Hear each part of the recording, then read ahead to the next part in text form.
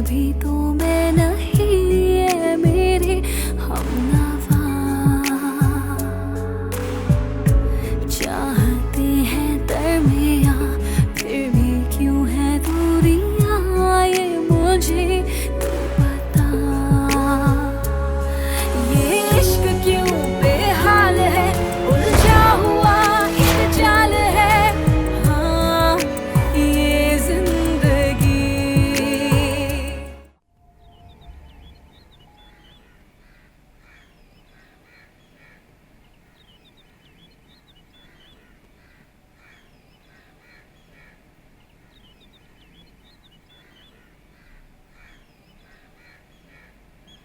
خیلی خواستگار خوبی برام پیدا کردی ندا.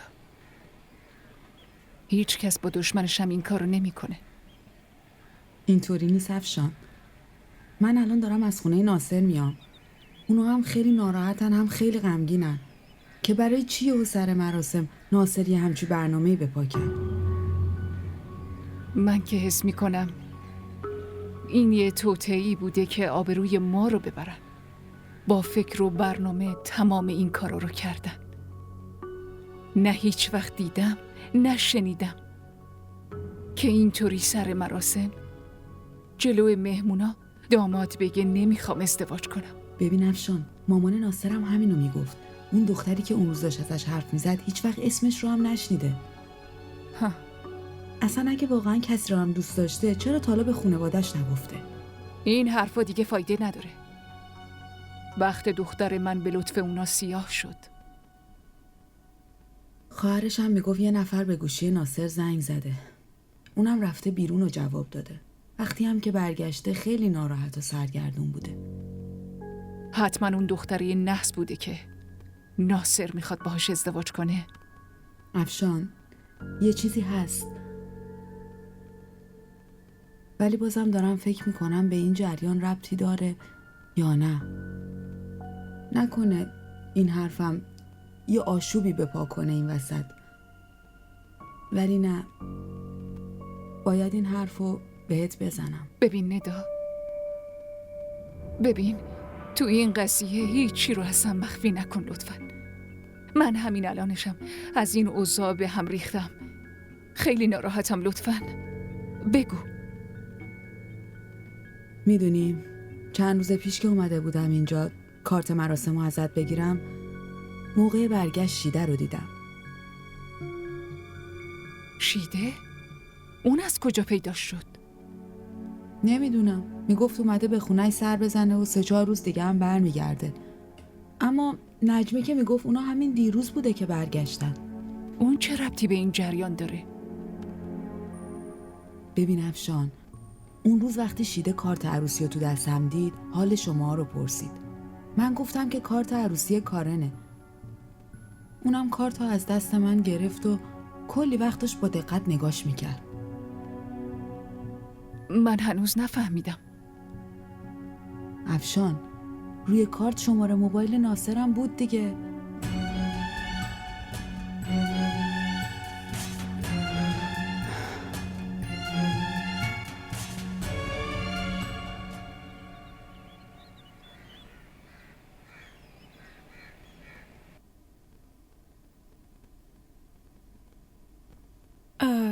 شما؟ آره دخترم، من خیلی ناراحت شدم. از همسایه ها شنیدم. خدا بهتون رحم کنه. ماشالله شیده، زندگی دخترمو خراب کردی، خونه خرابمون کردی، بعد داری از خدا برامو طلب خیرم میکنی. این چه برنامه یه تو شروع کردی؟ آبجی افشان، تو لازم نکرده اسم آبجی رو به زبونت بیاری. کارن، این زن عامل همه بدبختیمونه. این به ناصر زنگ زده و علیه ما پرش کرده. این چه حرفیه میزنی مامان؟ دارم راست میگم کارن. این زن ریشه همه مشکلاته. وگرنه اون پسر به اون خوبی و شریفی چطوری دلش اومد یه روز قبل از عروسی جواب رد بده؟ این تو گوشش خونده. افشان، تو دچار سوء تفاهم شدی. نمیخوام چیزی بشنوم. حرفتو نمیفهمم. هیچ حرفی هم باهات ندارم. مامان، آخه با مهمون که اینطوری صحبت نمی‌کنه. ساکت شو. تو تو رو هم نمیفهمم. دیگه هیچ کاری باهات ندارم. از اینجا برو. دیگه اینجا نبینمت.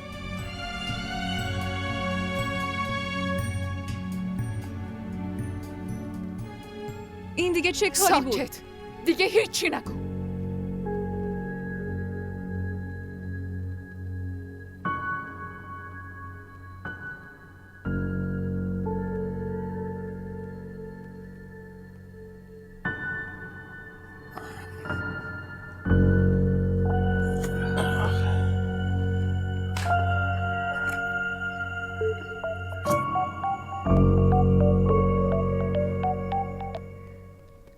سلام آقا. سلام قهرمان. خیلی وقت پیدات نیست.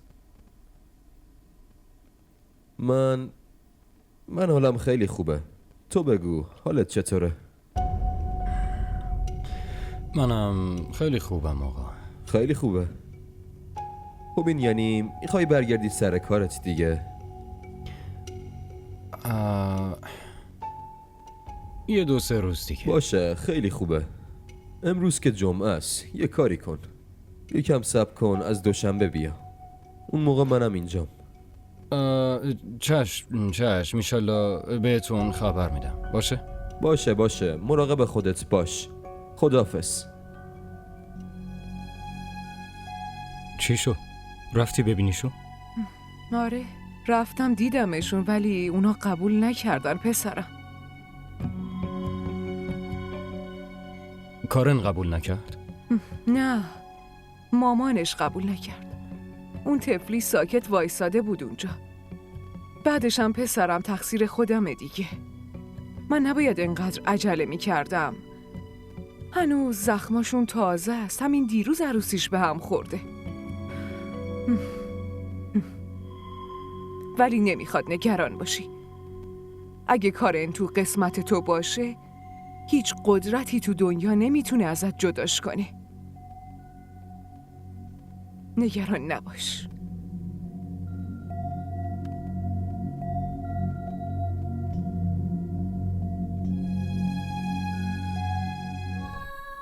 مامان حتی فکرشم نمی کردم که شما میتونی با یه نفر اینطوری رفتار بکنی.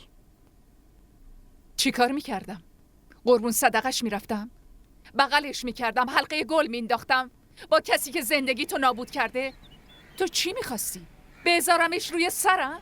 از کجا مطمئنین اون همه این کارا رو کرده؟ اگرم همچین کاری کرده به خاطر خوشحال کردن پسرش بوده. مگه شما به خاطر خوشحالی من هر کاری نمی‌کنی؟ کارن، آدمایی که به خاطر خوشحالی خودشون خوشحالی بقیه رو میگیرن، زندگی بقیه رو نابود میکنن، اونا خیلی خودخواهن. با همچین آدمای خودخواهی هم باید همینطوری رفتار کرد. فهمیدی؟ هیچ کس هیچ بدی به من نکرده مامان. من خودم نمیخواستم این ازدواج انجام بشه. باور کن مامان، از وقتی این عروسی به هم خورده من انقدر آرامش دارم که اصلا نمیتونم بهتون بگم چقدر. تو چی داری میگی کارن؟ دارم راست میگم. خوب شد که این عروسی به هم خورد، چون وقتی نمیتونم با فؤاد ازدواج کنم با هیچ کس دیگه هم نمیخوام ازدواج کنم مامان. چون نمیتونم با کس دیگه تو آرامش زندگی کنم. پیش شما میمونم ولی با کسی ازدواج نمیکنم. من پا رو دلم گذاشتم و قبول کردم با ناصر ازدواج بکنم، فقط به خاطر تو مامان. اگه خاله شیده دوباره بخواد این رابطه رو درست کنه شما نباید باهاش اینطوری رفتار کنی. میخواین راستش رو بدونی؟ پس گوش کنی. من خیلی به خاله شیده احترام میذارم. از ته دلم هم ازش ممنونم که این ازدواج رو به هم زده و خیلی هم خوشحالم مامان. چون که من نمیتونم همه عمرم رو روی لبه تیغ را برم. کارن، دخترم اون زن خیلی خیلی ذهنش مریضه. اگه تو عروسشم بشی دست از سرت بر نمیداره، زندگی تو نابود میکنه. به حرفم گوش کن دختر. کارن،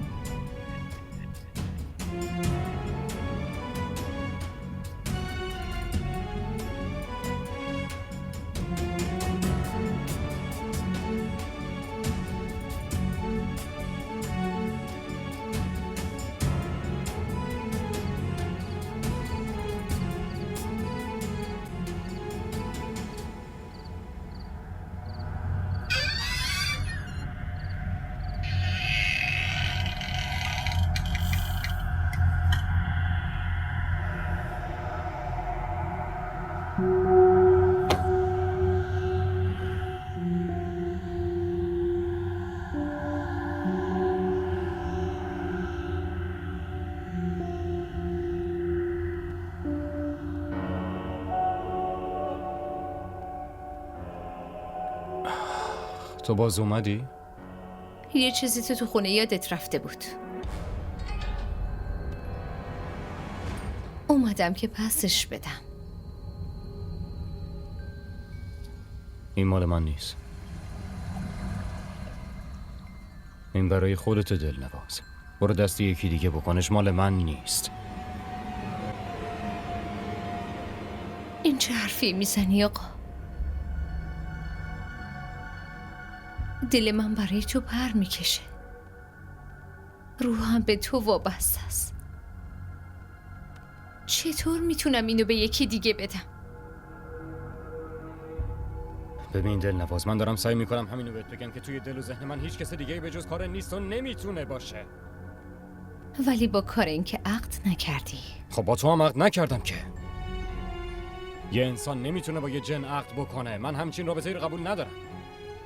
حالا فهمیدی؟ برو، برای دوتامون بهتره دیگه اینجا نیای. هرچی ازم دور باشی بهتره. بعدم اینو برو به یکی دیگه بده. منو ولم کن. لطفاً هم دست از سر من بردار. دست از سرم بردار دلنواز، لطفاً. لطفاً. لطفاً. لطفاً.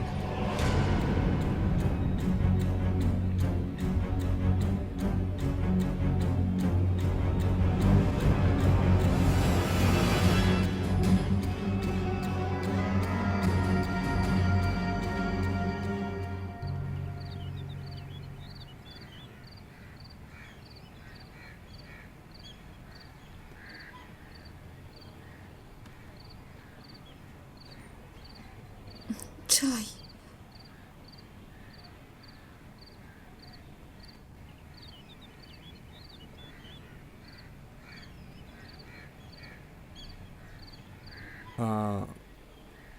چیزی شده؟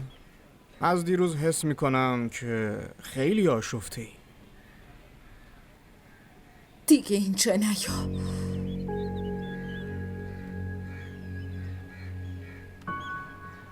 این چه حرفیه؟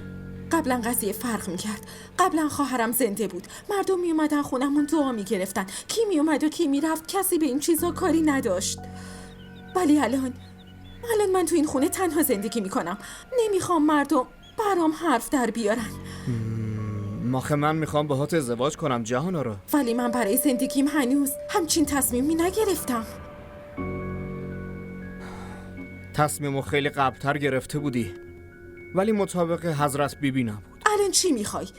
که بعد از مرگ خواهرم این تصمیمو بدون میل و رضایت اون بگیرم؟ ببین اینطور نیست. الان که اون نیست، تصمیم گرفتم برای زندگی دست خودته. آخه تو تنهایی. خودتم خوب میدونی که یه تکیهگاه نیاز داری. نمیتونی زندگی تو تنهایی بگذرونی. آره، من نباید میگفتم تکیهگاه، کلمه یه اشتباهی رو گفتم. شاید یعنی تو ضعیفی، ولی میخوام باهات باشم. میخوام زندگی رو کنارت بگذرونم. من عاشق تو هم جهانارا. هنوز کفن خواهرم خشک نشده. این چه حرفاییه که داری بهم میزنی؟ باشه، من شرمندم. منو ببخش، خودم هم نمیخواستم الان این حرفا رو بزنم، ولی این کارو با هم نکن. تو رو خدا این بار به هم رحم کن، بعد تصمیم بگیر. من یکم وقت میخوام.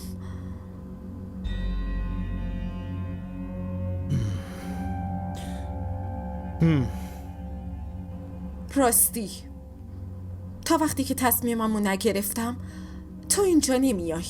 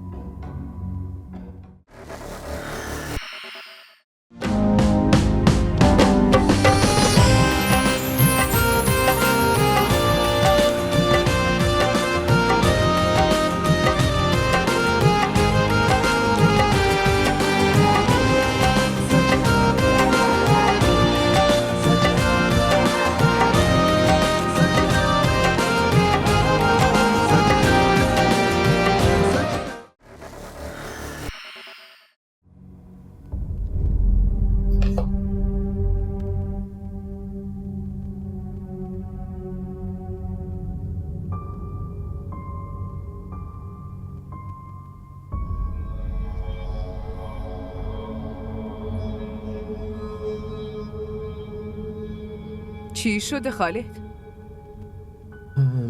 هیچی. انگار خیلی نگرانی، انگار مثلا یه چیز خیلی خطرناکی پیش اومده، وگرنه تا امروز هیچ وقت اینطوری ندیده بودمت.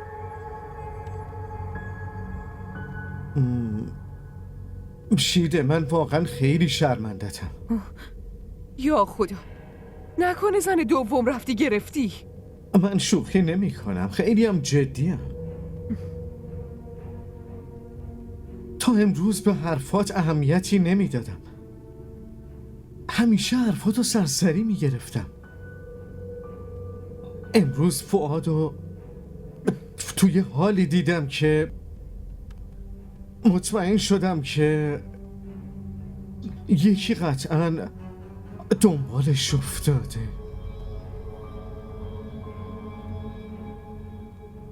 اون نس تا اینجا هم هنوز دنبال بچمه. الان شنیدم فؤاد داشت با یکی حرف میزد. خیلی عصبانی بود. داد میزد، میگفت تو دیگه اینجا نیا. برای چی همش میایی اینجا؟ من باهات عقد نکردم دلنواز.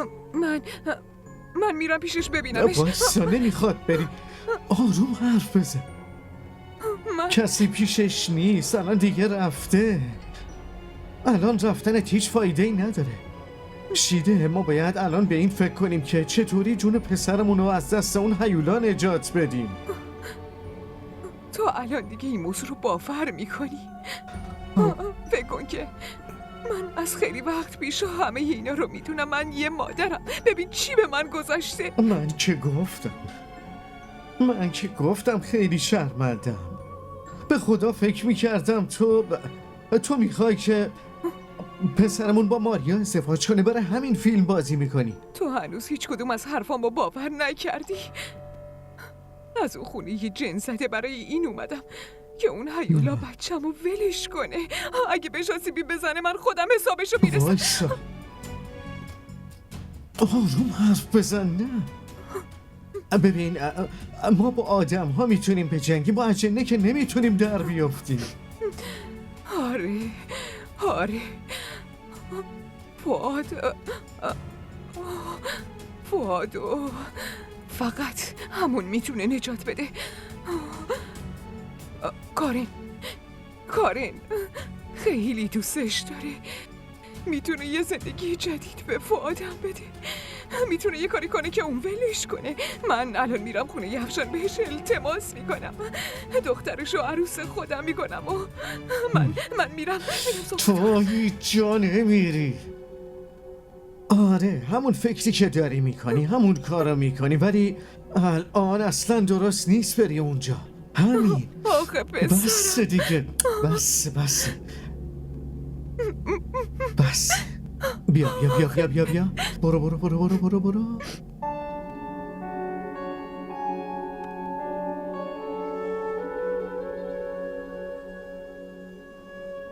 این چه کاری بود کردی جهانارا؟ چقدر اون ناراحت شده، چه فکرایی کرده. یعنی تو هم مثل خواهر سنگدل شدی؟ مگه اون همه کار برات نکرد؟ منتظرت نشسته و تو حالا هم ازدواج نکرده؟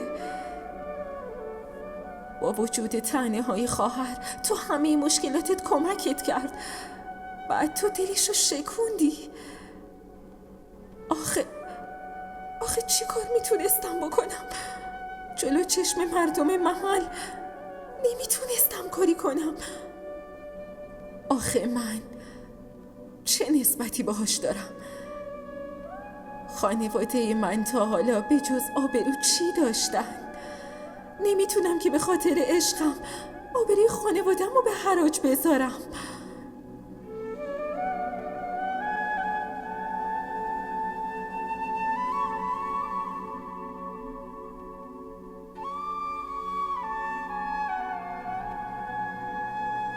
کدوم آبرو جهانارا؟ هان؟ کدوم آبرو؟ خودت میدونی که خواهر با چه اعمالی این آبروی الکی و تو خالی و به دست آورده. حداقل آصف که واقعا دوستت داره. اون تنها تکیه گاهیه که داری جهانا را. به خاطر یه ذره آبرو و مقامی که داری این موقعیت رو از دست نده. این لجاجت الکی رو کنار بذار، همه چی رو فراموش کن و دست آصف رو بگیر و این فرصت دوباره رو از دست نده.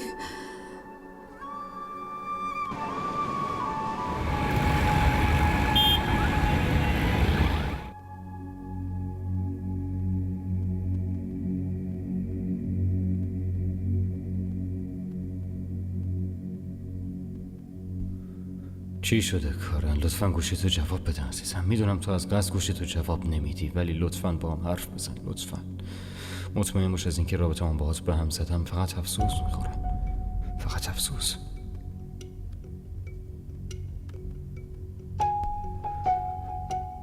کارن گوشیتو جواب بده دیگه. میدونم اسم منو که میبینی گوشیتو جواب نمیدی.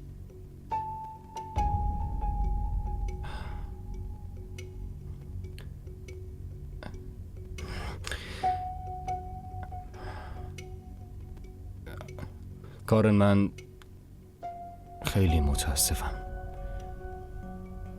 جلوی خواست و اراده خدا ما هیچ کاری نمیتونیم بکنیم.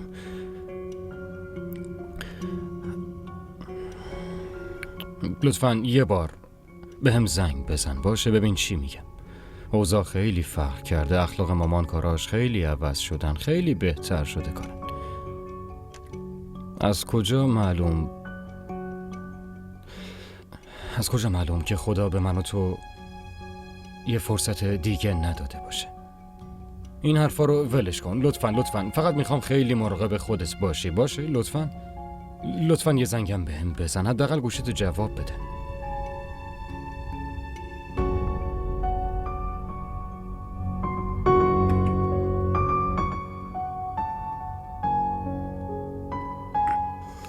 ما را در شبکه‌های اجتماعی دنبال کنید. کارن خیلی متاسفم. لطفاً یه بار بهم زنگ بزن، ببین چی میگم. اوضاع خیلی فرق کرده، اخلاق مامان کاراش خیلی چیزا خیلی عوض شدن، خیلی بهتر شده. کارن از کجا معلوم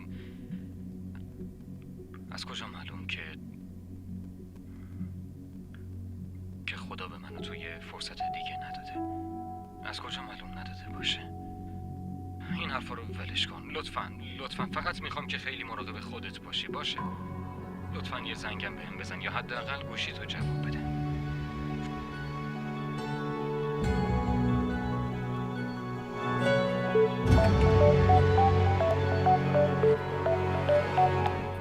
الو خدا رو شکر بالاخره زنگ زدی. حالت خوبه؟ آره خوبم. خدا رو شکر. خب میتونیم همدیگر رو ببینیم؟ یه بار خیلی حرفای مهمی باید بهت بزنم. لطفاً. من؟ کارن دخترم، من یه لحظه میرم بیرون. دارم فکر میکنم از فردا برم مدرسه بهتره، مگه نه؟ چرا مرخصیمو هدر بدم؟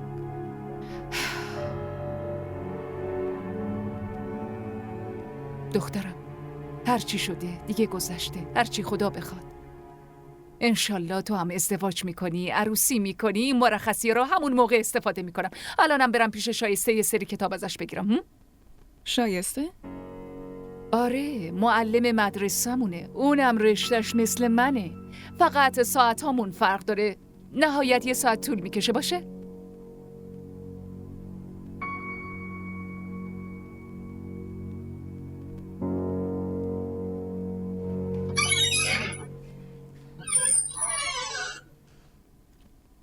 بابا جان مامان کجاست؟ نمیدونم، الان که اینجا بود حتما یه جایی رفته پیش همسایه کسی. کدوم همسایه؟ خدا میدونه. من بدون اجازهش هیچ جا نمیتونم برم و خودش هیچ وقت نمیگه کجا میره.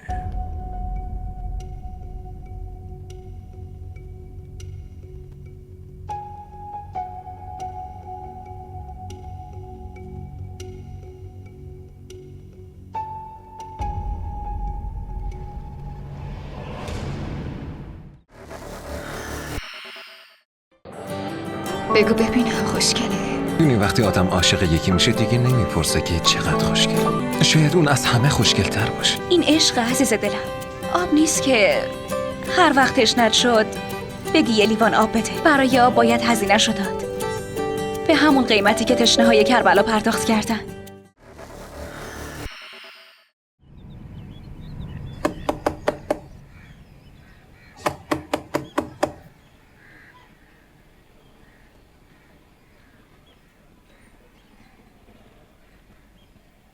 سلام خاله جون.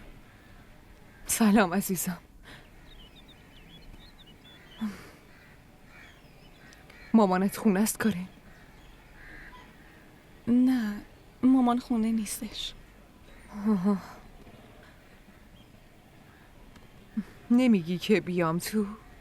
ببخشید لطفاً بفرمایید تو. بفرمایید.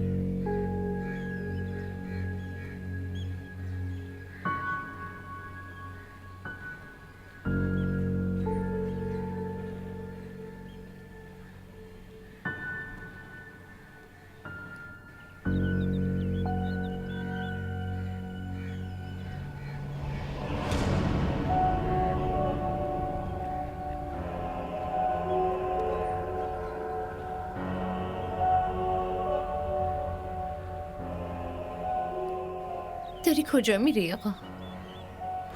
برو اونور دلنواز. من نباید برم کنار، اون باید بره. من از وقتی عاشق کارنم که تو رم نمیشناختم. هنوزم منو نمیشناسی. تو نمیدونی دلنواز برای اینکه عشقشو به دست بیاره تا کجا میتونه پیش بره.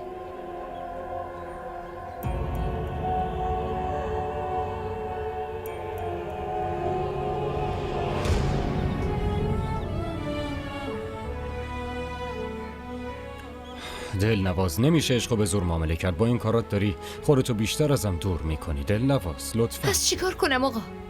چطور راضیت کنم؟ خودت بهم یه راهی نشون بده که از اون بتونم به قلبت برسم. همه درای رسیدن به قلبم بستن دلنواز. باشه، اون لیاقت تو رو از من گرفت، منم لیاقت تو رو از اون میگیرم. تو هیچ آسیبی بهش نمیرسونی دلنواز، هیچ آسیبی.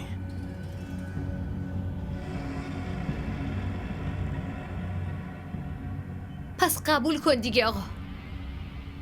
هر کیو میخوای برای خودت کن، با هر کی میخوای ازدواج کن، ولی این حرفمو یادت باشه، من عشقمو با کسی تقسیم نمی کنم.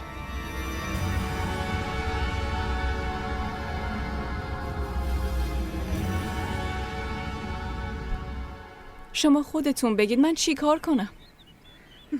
میتونی بیای عروس خونه هم بشی؟ این زن احمقه بیشعور بهت داره بهت التماس میکنه، گدایی تو میکنه کاره پسرمو نجات بده.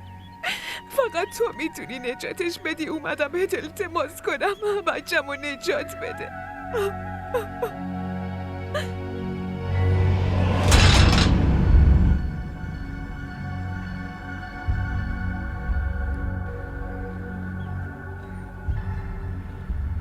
از سر رام کنار نمیری؟ پس باید راه خودم رو بسازم. صبر کن آقا. آقا نمیتونی اینطوری منو بذاری کنار رو بری. برای اینکه به دستت بیارم هر کاری میتونم بکنم، هر کاری. حتی حاضرم مثل کارنم بشم، هر شکلی که دلت بخواد من همون شکلی میشم، فقط اینطوری نذار منو برو. آقا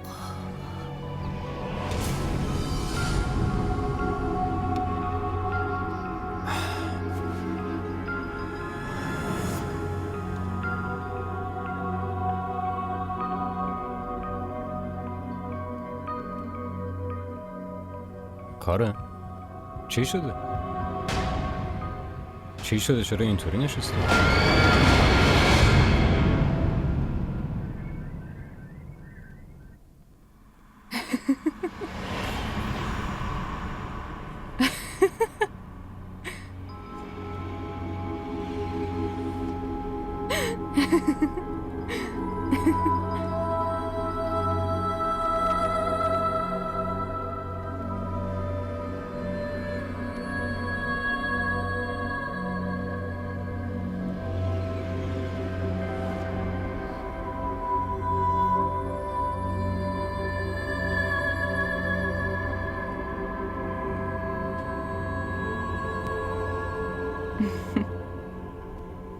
من دلنوازتم.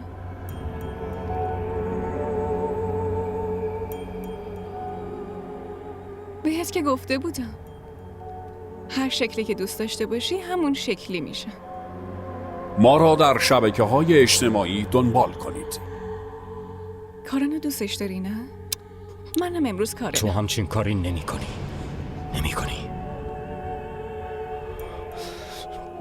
بهت التماس میکنم لطفاً انقدر دنبالم نیا.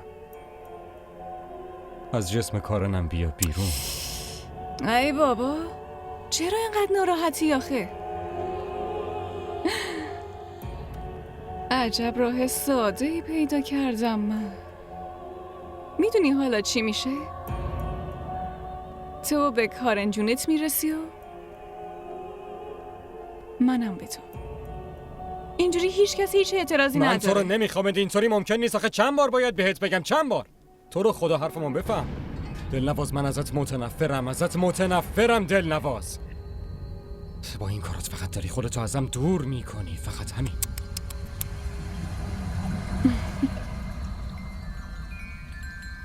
تو داری کارن جونتو از خودت دور میکنی. اگه میخوای بهش نزدیک بشی باید این نخو از دستت باز کنی. پس حرفمو گوش نمیدی؟ اشکال نداره.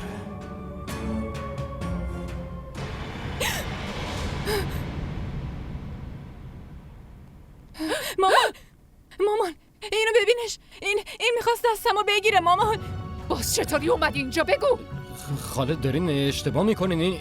این کار نیست. چرا داری حرف مفت میزنی؟ مامان میدونی چیه؟ تا دید تنها میخواستی. مزخرف نگو دلنواز. این دلنواز کارن نیست. خاله حرفمو باور کنی. لطفاً حرفمو باور کنی. یه ذره دیوونه شده. از خونه بیرونش کنید. از اینجا برو. میتونم ثابت کنم که این کارن نیست. خاله جون میتونی داری چرت میگی. گفتم از خونه من برو بیرون. من میتونم بهتون ثابت کنم که این کارن نیست. خاله از اینجا برو بیرون. دوباره اینجا نبینمت پسری احمق. دیگه یه کلام با دخترم حرف نمیزنی.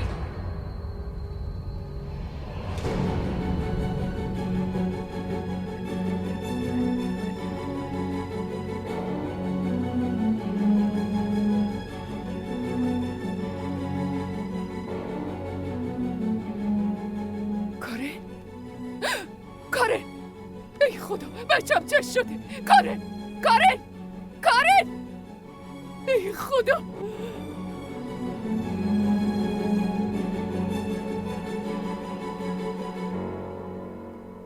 تو کجا بودی پسرم؟ کل خونه رو داشتم دنبالت میگشتم.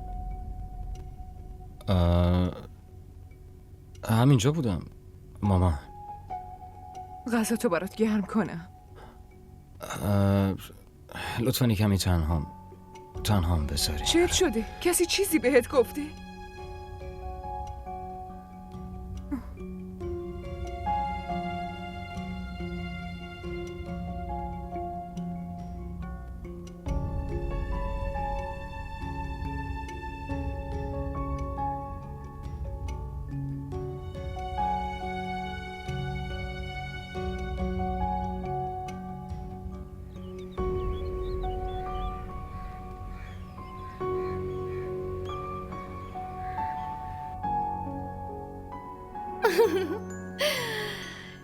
چیکار میکنی خانم کوچیک؟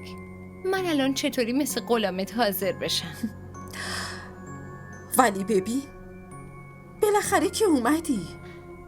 آره داشتم از اینجا رد میشدم. گفتم شمارم ببینم. باید باهات حرف بزنم دلنواز. حتما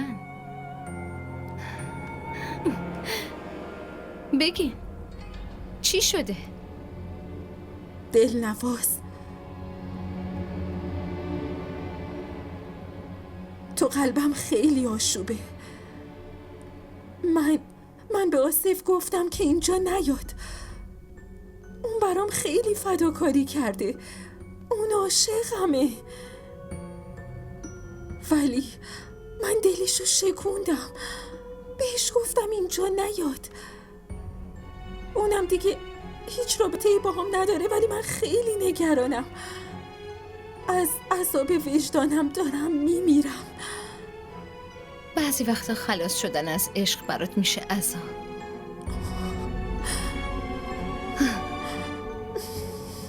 ولی شما چرا اینطوری میگی؟ هیچ مشکلی که سر راه عشق شما نیست خانم کوچیک. تو این عشق بزرگترین مانع خودمم دلنواز.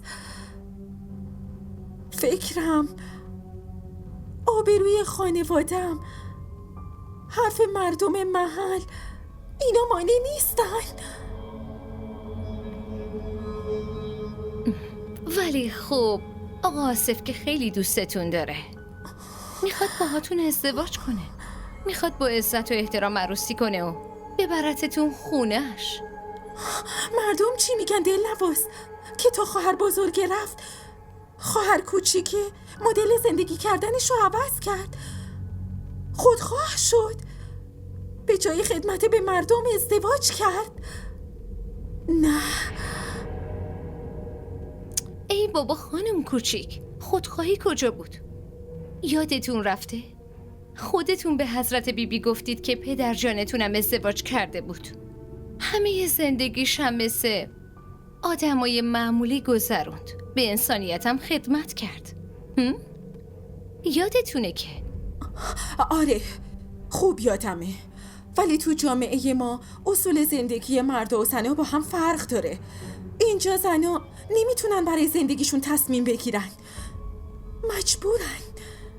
اجبار که سرنوشت همه دختراست، چه انسان باشه چه جن باشه. باشه، پس به آقا آصف بله رو بدین. ببینین خانم کوچیک، حرف و حدیث که همیشه هست، ولی معلوم نیست عشق چند بار در خونه آدم رو بزنه. جدایی از عشق خیلی خیلی سخته.